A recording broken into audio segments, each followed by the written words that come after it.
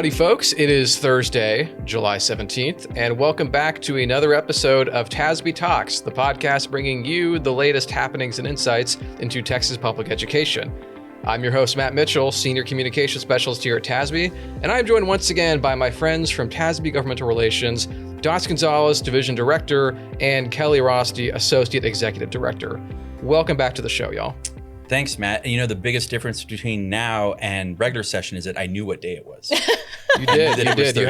You've had a chance to recover, and so you're refreshed and ready to go. And ready to go. I feel like we were maybe hoping it'd be a little bit longer before we were gonna have y'all back on. We were hoping. Did you get your summer plans in? We took a 1 week of some vacation time, and yeah, I think we were internally in the government relations team. We were hoping for a little bit more time because there's a lot of other work to be done. Special sessions and regular sessions are very, very important, but there's a lot of work that we want to be doing with our members right now and getting out into the communities that's going to get put on hold just a little bit. So.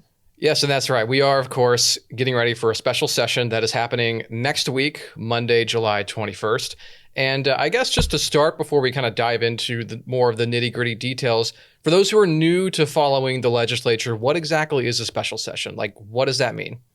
So a special session in Texas is one that occurs between regular sessions. Those are every other year in odd-numbered years for 140 days. So if at any time in between those sessions, the governor feels that there's a pressing issue or something that wasn't addressed fully in the regular session, he can call a special session. And one of the big differences there is that one, if you are in a special session, it's limited to 30 days or less. You can finish faster. You really can get in on the day that he starts the session, get the job done. If you're moving at lightning speed, and, gavel out, sine die, and leave that same day. But they can go up to 30 days. Another difference between specials and regulars is that legislators are limited to covering issues that are specifically named by the governor in his proclamation for calling the special session. So I did a little bit of nerdy research on this because we currently have 18 items, I believe, on the call. And we'll talk about those in a little bit, what the governor has added to the agenda. But let's say it's 18. I'll confirm in a second. That's quite a few. That's a pretty big number for a special. Back in the 43rd legislature in the 1930s, there were 153 items. That is some real research there. I love it. I love the fun facts. That is from the Legislative Reference Library website online. There's a lot of great info there if you'd ever like to kind of nerd out and find some great facts. So you mentioned we have 18 items, not quite the over 100 something from back in the 40s, but we have 18 items. So of the items that Governor Abbott has put out initially, what are the ones that are going to be most important for board members to look out for? It's a good question. I'll kick that to you, Docs, but I do want to mention that the governor could add additional items if he chooses to. So this list could grow. And these don't have to be all addressed in the same special. They can do some of them now and some of them later, depending on what they get around to. The biggest thing on there are a few items related to the flooding that happened in Central Texas over the July 4th weekend. And they've got, I think, 3 items on there related to relief funding, some funding for sirens or determining emergency sirens, early warning detection systems, and emergency communication during these kinds of events. And so that's going to take up a lot of their time and effort during the special session. But that's one thing, and they can come in and get it done quickly or not. But legislators have shown that they can do more than one thing at a time. So at the same time as they're doing those things, they're also going to be dealing with redistricting, which is something that does not, well, it may directly impact our members, but not so much as some other items on there. But they'll be looking at some congressional maps, and that will also suck a lot of the oxygen out of the room because that's a very contentious item. And so it tends to get very political. So we'll see how that goes. But in terms of public schools and things that might directly impact them, we're looking at things like property tax reduction, additional property tax reduction. And very specifically, and not usually included in previous proposals, is the possibility of a spending limit on taxing entities, which I think is something that our members should be acutely aware of as we enter the special session. This, really tightening how and how much local entities can use their revenue. So in the past, a lot of the effort has been put on the way that they generate revenue through their tax rates and compression of tax rates and limits on how high that tax rate can go. But now we're looking at the other side, which is the expenditure side. So that's going to be really important. The elimination of the STAR test is another item that's on there. That's something that I think a lot of us saw. Was it House Bill 4 at the end in the regular session that proposed to do away with STAR and implement 3-year testing.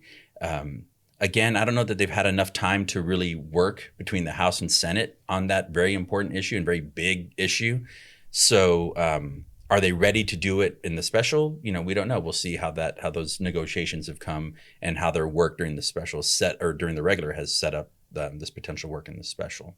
And then third, they want to, again, look at the possibility of preventing local governments from lobbying the legislature, from using tax dollars to lobby the legislature. So those are things that, if you remember last session, in the regular session, there were several bills that would have done that. And a couple got kind of far down the way. There was a bill that came out of the Senate, didn't have a lot of traction in the House. But you never know. In a special session, there's more motivation to get out of town. So that could mean either getting the bill done or, as Kelly said, getting the work done that you feel is more important and then adjourning. And we saw last session, 2 years ago, last biennium, the first special session that they called, the House came in, passed a bill and then left. So all in the same day. So it can go a lot of different ways. And you don't know how the vibe is going to be until they actually get here and start working on those issues. And that's a good point and a piece of clarification. What we've seen in the past where it's happened in one day,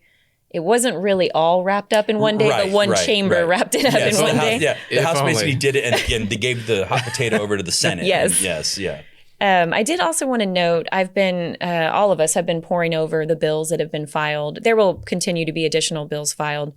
But on some of these issues, we're obviously watching the emergency response in Kerrville and the surrounding areas. And there's a lot of ways that schools already plug into disasters. And like we saw in Kerrville, that they were using buses to help get people out.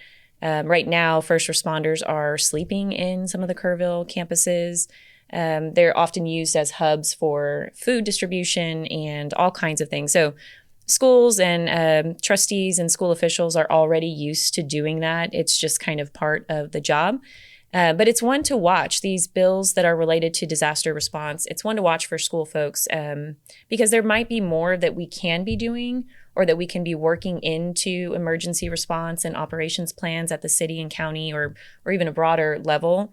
So it's on our radar. We're looking to see if there's things that we should be doing to offer even more in that space. Well, and just to say, legislators might not be aware of all the things that districts do. I think that's the case. Yeah. I think that we have some educating to do. Schools they just instantly plug in. I know that Region 20 and some of the surrounding ESCs jumped in right away and we're already infusing support. So it's happening, but I don't know that all of our lawmakers or just, Texans know about that.